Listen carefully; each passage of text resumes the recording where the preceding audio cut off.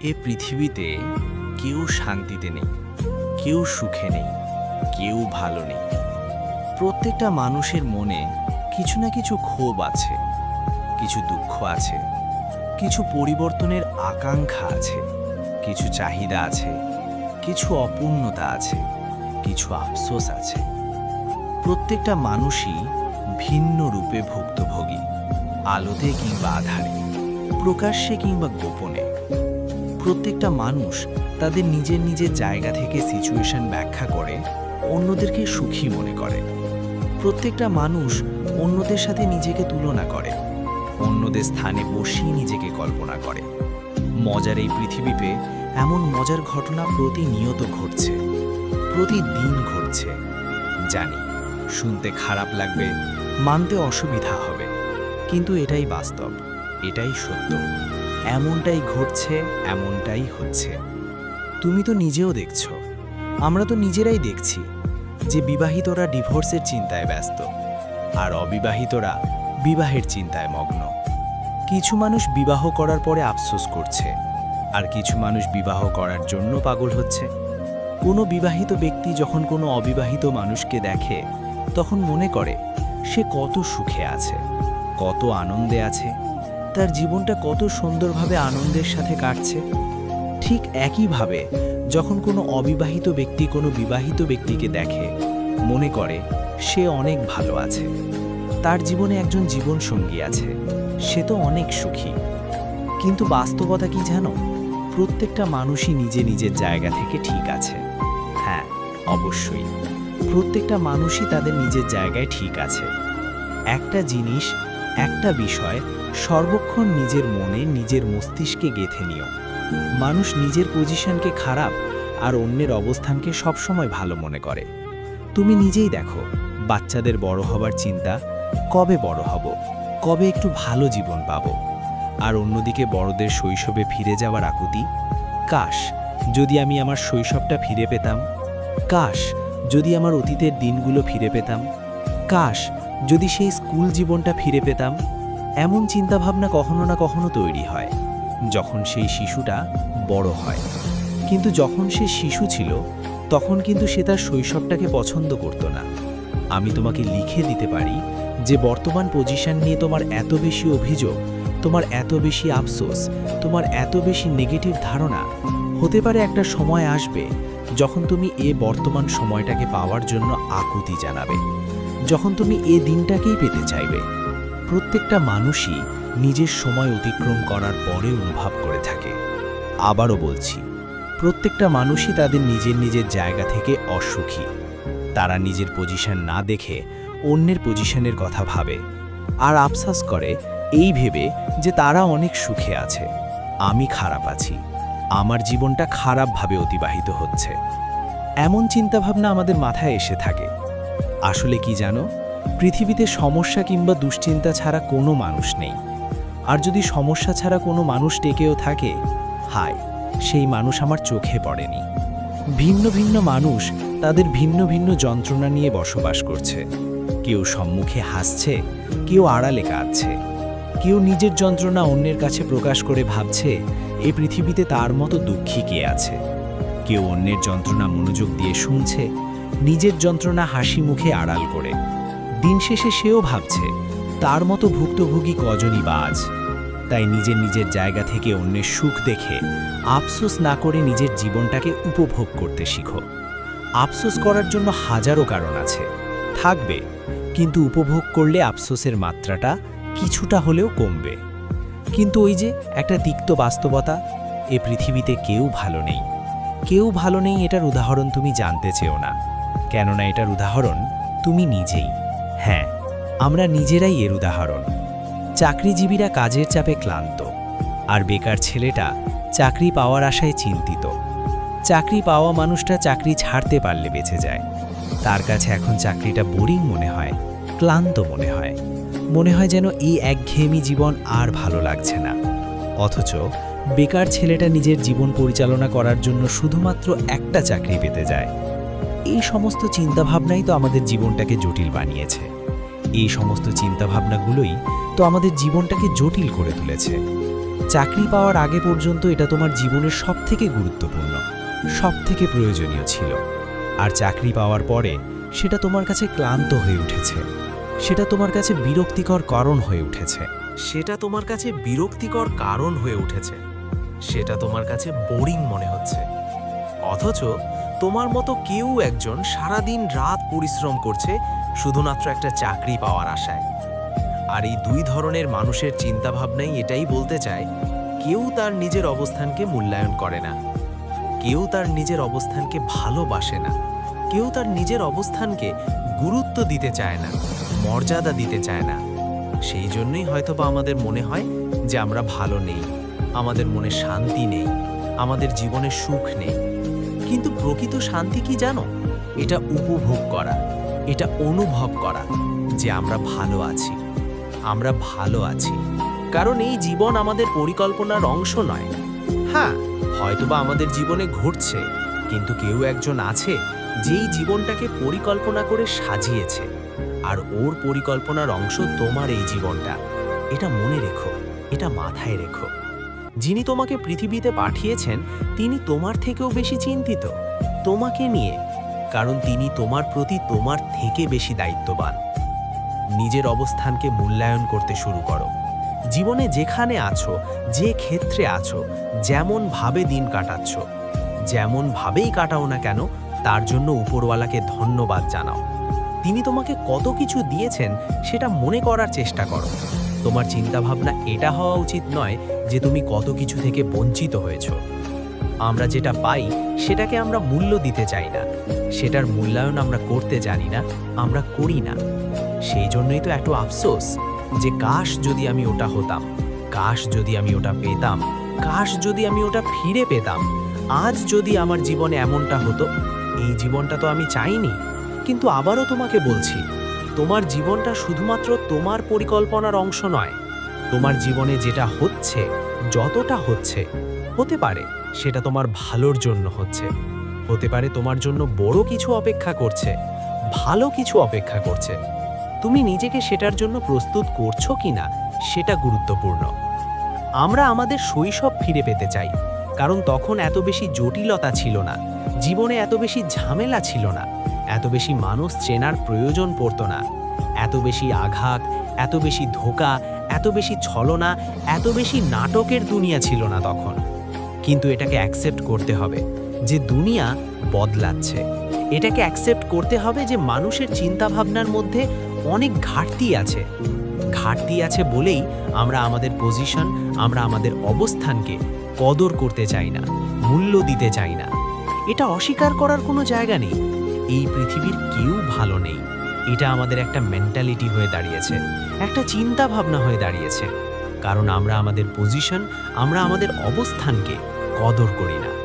আমরা কিছু পেয়ে যাওয়ার পরে সেটার কদর করি না, সেটা সম্মান করি না।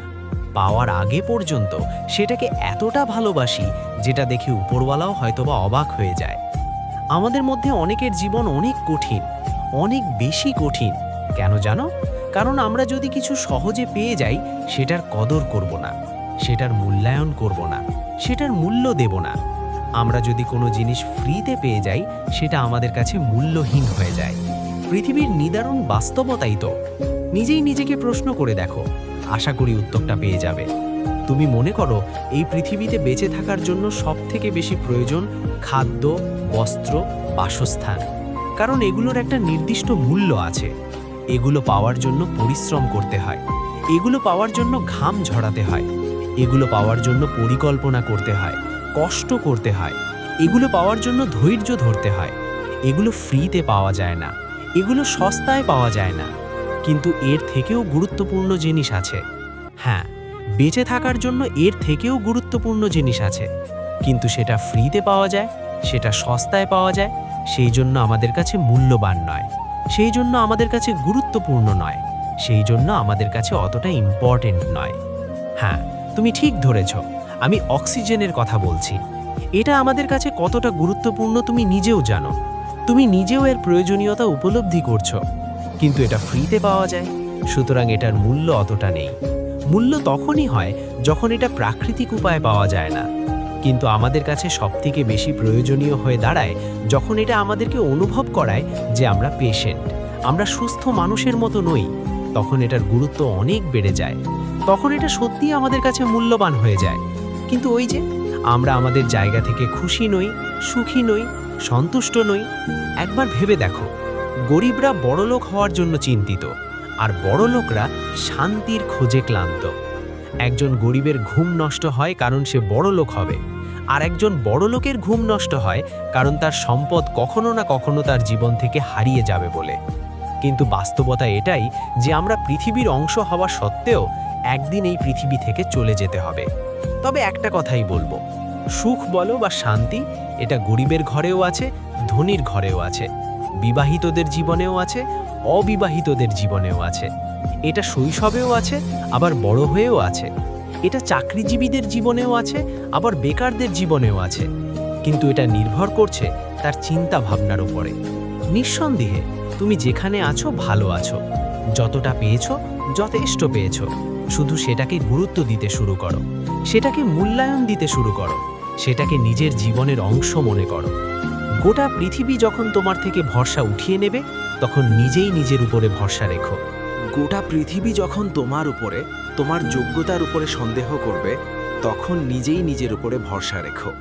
এই পৃথিবীর মানুষগুলো যখন তোমার থেকে নিজের দূরত্ব বজায় রাখবে, তখন নিজেই নিজের সঙ্গী হয়ে থেকো। একটা জিনিস এখানে স্পষ্ট করা খুব জরুরি, যে পৃথিবীর সকলেই তোমার সঙ্গ দেবে এমন কোনো কথা নেই। এই পৃথিবীর সকলে তোমাকে সাপোর্ট করবে এমন কোনো কথা নেই। কিন্তু আমি দেখেছি, বিশ্বাস করো, আমি নিজেই এর সাক্ষী, এই পৃথিবীতে যাদের উপর মানুষ সবথেকে বেশি অভরসা করে, তারাই জীবনের সবথেকে বড় কিছু করে।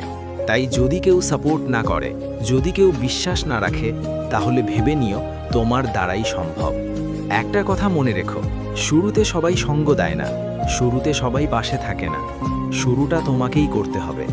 কিন্তু একটা সময় পরে যখন সেই শুরুটা বৃহৎ আকার ধারণ করবে, যখন সেটা বাস্তবের রূপ ধারণ করবে, তখন তোমার ভালোবাসার মানুষের কোনো অভাব হবে না। একটা সময় পর দেখবে, যারাই তোমাকে বলেছিল তোমার দ্বারা কিচ্ছু হবে না, তোমার উপরে আমার কোনো আস্থা নেই, বিশ্বাস নেই, তারাই তোমাকে এসে বলবে যে আমাদের বিশ্বাস ছিল, আমাদের ভরসা ছিল যে তুমি পারবে। তাই শুরুটা তোমাকেই করতে হবে। শুরুতে কেউ সঙ্গ দেবে না, শুরুতে কেউই বলবে না সেই ট্যালেন্ট আছে, সেই যোগ্যতা আছে, কেউই বলবে না। Without work hard talent is nothing. তোমার পরিশ্রম ছাড়া ট্যালেন্ট কিছুই নয়। তুমি যে কোনো ফিল্ডে যাও, যদি এই দুই ব্যক্তির মধ্যে যে কোনো একজনকে চুজ করতে বলা হয়, যে একজন ট্যালেন্টেড আর একজন হার্ড ওয়ার্কার, যে কোনো ফিল্ডের মানুষে ওই পরিশ্রমী ব্যক্তিকেই চুজ করবে, ওই হার্ড ওয়ার্কিং মানুষটার দিকেই যাবে। এই পৃথিবীতে পরিশ্রমের কোনো বিকল্প আছে কিনা আমার জানা নেই, কিন্তু পরিশ্রমের শর্টকাট খোঁজা মানুষগুলো, পরিশ্রমের শর্টকাট খুঁজে সফলতা পাওয়া মানুষগুলো খুব দ্রুত সফলতা হারিয়েও ফেলে। আমি নিজেও দেখেছি। তাই কোনো শর্টকাট নিতে যেও না। পরিশ্রম তোমাকে করতেই হবে, পরিশ্রম আমাদেরকে করতেই হবে। আর এটা তুমি যত দ্রুত অ্যাকসেপ্ট করবে, যত ভালোভাবে অ্যাকসেপ্ট করবে, ততই তোমার জন্য ভালো। কারণ এটা জীবনের বাস্তব সত্য। এটাকে তুমি যত সহজে মেনে নেবে, যতটা এনজয় করবে, ততই তোমার জন্য ভালো। তুমি জানো এই পৃথিবীর সবথেকে ধনী ব্যক্তি দিনে কতক্ষণ পরিশ্রম করে? সপ্তাহে 100 ঘন্টা, কখনো কখনো 100 আওয়ার্স ইন 1 উইক। মানে বুঝতে পারছো সময়টা কতটা? প্রতিদিন 14 ঘন্টা করে পরিশ্রম করে। একবার ভেবে দেখো, সেই পৃথিবীর সবথেকে ধনী ব্যক্তি হওয়া সত্ত্বেও যদি দিনে 14 ঘন্টা করে পরিশ্রম করতে পারে, তাহলে তোমার আমার কতক্ষণ করা উচিত? একবার নিজেকে প্রশ্ন করে দেখো। এদিকে তুমি আমি পরিশ্রমের শর্টকাট খুঁজছি, এটা কতটা গ্রহণযোগ্য হতে পারে? এই প্রশ্নটাও নিজেকে করো। তোমাকে একটা বাস্তবতা বলি, হয়তো শুনতে খারাপ লাগবে, কিন্তু এটা বাস্তব। সফলতা পাওয়া যতটা কঠিন, সফলতা ধরে রাখাটাও ঠিক ততটাই কঠিন। কারণ মানুষ মনে করে আমি সফল হয়ে গেলে আমাকে আর পরিশ্রম করতে হবে না। পরিশ্রম তখনও ছিল, এখনও আছে, আর আগামীতেও থাকবে। তবে হ্যাঁ, তুমি সফল হলে মানুষের তোমার প্রতি দৃষ্টিভঙ্গি বদলাবে। তুমি সফল হলে তোমাকে যারা অবহেলা করছে আজকের দিনে, তারাও তোমাকে বাহবা দেবে, তারাও তোমার প্রশংসা করবে, তারাও তোমার পাশে আসতে চাইবে। যারা তোমাকে ছেড়ে চলে গিয়েছিল, তারা আফসোস করবে। আর সবথেকে খুশি হবে ওই দুইজন মানুষ যাদের জীবনের সাথে তোমার জীবনটা জড়িয়ে আছে, তোমার বাবা এবং তোমার মা। একটা কথা মনে রেখো, তোমার জীবনের স্বপ্নটা শুধুমাত্র তোমার নয়। তোমার সফলতার সাথে যে শুধুমাত্র তোমার জীবনটাই জড়িয়ে আছে তেমনটা কিন্তু নয়। তোমার সফলতার সাথে তোমার মা বাবা, তোমার প্রিয়জনের জীবনটাও জড়িয়ে আছে। তাই এখনো সময় আছে, এখনো সুযোগ আছে, এখনো নিজেকে পরিবর্তন করার সুযোগ আছে। এই সময় এই সুযোগগুলোকে কাজে লাগাও। নিজেকে প্রশ্ন করো, উঠে দাঁড়াও। এত বেশি সমাজের দিকে তাকিও না, অত বেশি ভেবো না লোকে কি বলবে, লোকে কি ভাববে। কোনো যায় আসে না। লোকে তখনও বলতো, এখনো বলছে, আর আগামীতেও বলবে। আমি একটা লাইনে অনেক বেশি বিশ্বাসী, যে পরিশ্রম কখনো ধোঁকা দেয় না। কেননা আমি আমার জীবন থেকেই এটা অনুভব করেছি, এটাকে রিয়েলাইজ করেছি যে পরিশ্রম কখনো ধোঁকা দেয় না। হ্যাঁ, কিছু পরিশ্রম হয়তো দেরিতে ফল দেয়, কিছু পরিশ্রম হয়তো বা দেরিতে রিয়্যাক্ট করে, কিন্তু পরিশ্রম কখনো ধোঁকা দেয় না। একটা কথা মনে রেখো, তোমার খারাপ সময়ে অনেক মানুষই তোমাকে দুর্ব্যবহার করবে। তাই কখনো মানুষের দুর্ব্যবহারে কষ্ট পেও না। এই পৃথিবীর প্রত্যেকটা মানুষই নিজের নিজের জীবন নিয়ে লড়াই করছে। বেশিরভাগ মানুষই নিজেকে দুঃখী আর অন্যদের সুখী মনে করে। প্রত্যেকটা মানুষই পৃথিবীর অতিথি মাত্র। আজ আছে, কাল থাকবে না। এটা যেন একটা লম্বা জীবনের পরিকল্পনা করে চলেছে। হ্যাঁ, প্রত্যেকটা মানুষই এই পৃথিবীতে লড়াই করছে। তাই সময় থাকতে থাকতে চেষ্টা করা উচিত, পরিশ্রম করা উচিত। যতটা চেষ্টা করার পর, যতটা পরিশ্রম করার পর নিজের ওপর আর আফসোস হবে না। একটা বিষয় স্পষ্ট করতে চাই, তোমার প্রত্যেকটা রিজেকশন তোমার কাছে ইন্সপিরেশন হওয়া উচিত। তোমার প্রত্যেকটা অপমান তোমার কাছে ইন্সপিরেশন হওয়া উচিত। তোমার প্রত্যেকটা অবহেলা তোমার কাছে ইন্সপিরেশন হওয়া উচিত। তোমার প্রত্যেকটা বিশ্বাসঘাতকতা তোমার কাছে ইন্সপিরেশন হওয়া উচিত। যারা ভুল, তাদেরকে ভুল প্রমাণ করার সবথেকে সহজ উপায় হচ্ছে নিজেকে সঠিক প্রমাণ করে দেখাও, নিজের মধ্যে পরিবর্তন এনে দেখাও। এ পৃথিবীর অনেকেই আছেন যারা সিদ্ধান্ত নেওয়ার পরে নিজেকে সঠিক প্রমাণ করেছেন। তাহলে তুমি কেন পারবে না? আবারও বলছি, তোমার পরিশ্রম, তোমার সফলতা তোমাকে কখনো ধোঁকা দেবে না। তুমি সফল হওয়ার পরে মানুষের তোমার প্রতি দৃষ্টিভঙ্গি পাল্টে যাবে। মানুষ তোমাকে অন্যরকম চোখে দেখতে শুরু করবে। তাই জীবনে সফল হওয়াটা জরুরি। নিজের জন্যে না হোক, নিজের আপন মানুষগুলোর জন্যে, নিজের প্রিয় মানুষগুলোর জন্যে পরিশ্রম করো। একটা কথা মনে রেখো, তোমার জীবনের লেখক তুমি নিজেই। যারা নিয়মিত মাসুদ রানা ব্লগ চ্যানেলের ভিডিও দেখেন, তাদের প্রতি অফুরন্ত কৃতজ্ঞতা। নতুন বন্ধুরা একটু সাবস্ক্রাইব করে নিন প্লিজ। আর হ্যাঁ, ভিডিওটা যদি একটুও ভালো লেগে থাকে তাহলে শেয়ার করে আরও বেশি মানুষের কাছে পৌঁছে দিন। Love you all.